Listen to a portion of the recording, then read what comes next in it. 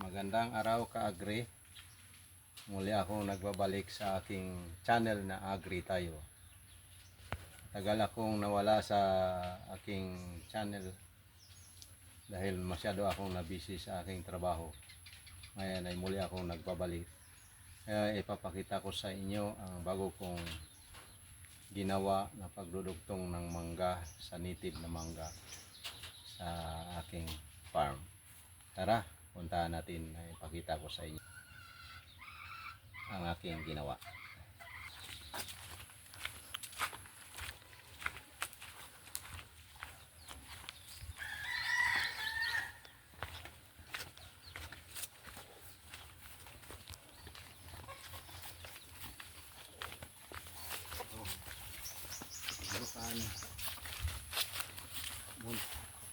Munti lang itong aking farm. Ang hektarya ang ganit. Sinukompress ko lahat ng kanin dito.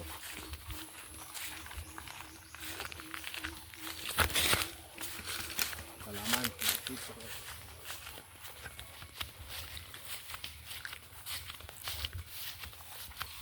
Ginawa na double stack. Gagawin ko itong triple stack. Ito pa ang isa. So hindi ko na napakita kung paano ko siya pinagdikit. Ito iniakan ko siya dito kabilaan, tapos dinugtong ko, pinagdikit ko siya. So yan, medyo mayroon na siyang kalos na unti-unti nang nagadikit. 3 weeks na siya.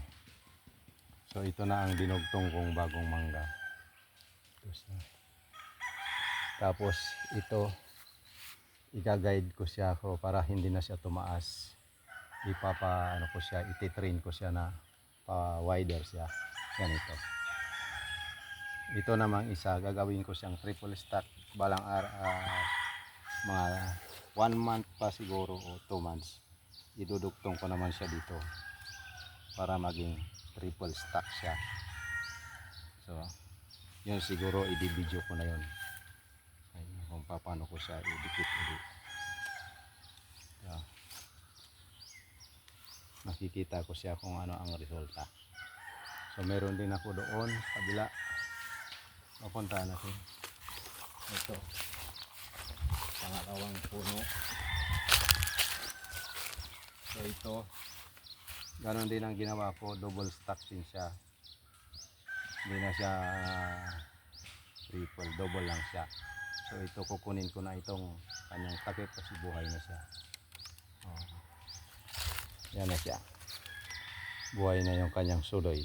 Ito ay 3 weeks na ating idunugtong. So dito ang ginawa ko, hindi na ako nagbibiak ng wrapper skindi gaya ng pagdudugtong ko sa nakaraan sa Brugnay.